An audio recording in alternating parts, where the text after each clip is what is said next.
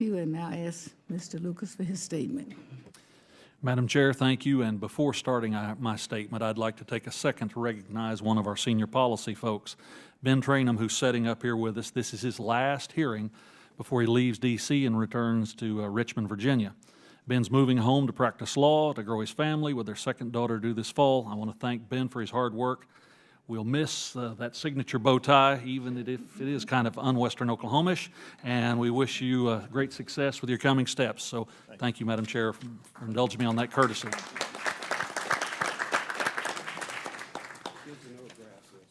Now, Madam Chairman, thank you for holding this hearing and providing a platform to hold constructive dialogue on this issue. And I'm going to read it one time, and herever after I'm going to refer to it as the report, the Intergovernmental Science Policy Platform on Biodiversity and Ecosystem Services. Oh my, what a mouthful.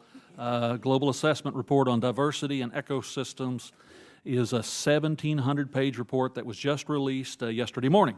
And I'll be the first to admit to you that I've not read the complete report, and I admire any of my colleagues who found time to do so.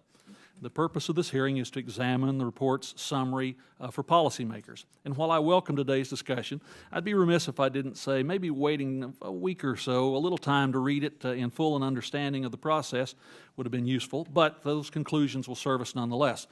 With what is being said, I look forward to a productive discussion on how we can use innovation to combat the most pressing changes in global biodiversity.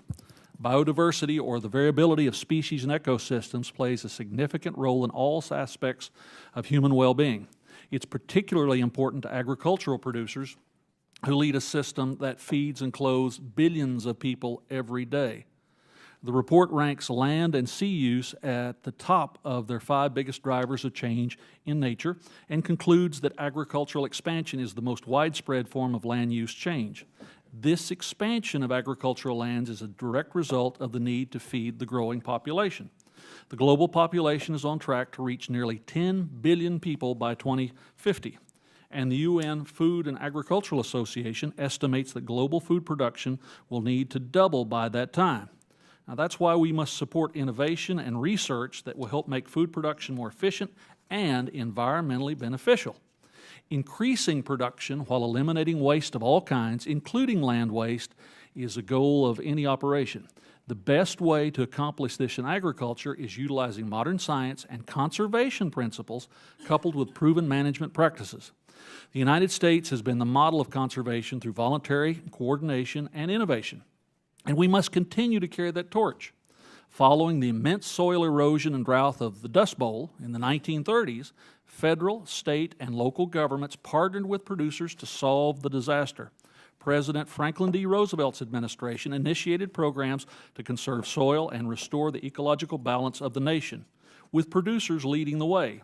These U.S. programs and institutions that incentivize conservation have been incredibly successful and are still in effect today. We've also benefited from innovations like those of Nobel Peace Prize recipient Dr. Norman Borlaug, who developed varieties of semi-dwarf, high-yield, disease-resistant wheat. This variety's introduction in India and Pakistan during the population boom of the 1960s is credited with starting the Green Revolution and saving up to 1 billion people from starvation. There are even more exciting innovations on the horizon. Genetic engineering, gene editing, have the potential to produce plant varieties that require less land, less water, less fertilizer, while increasing biodiversity.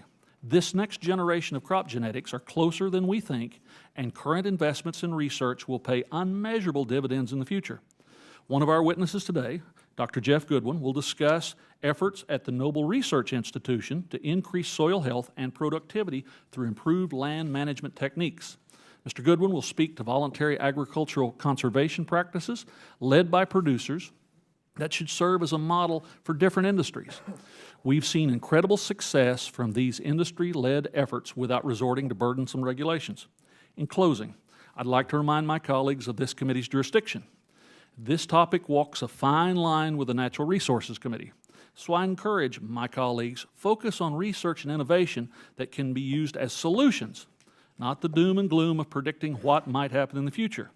Too often we are bogged down by the alarming negative headlines that stem from these reports.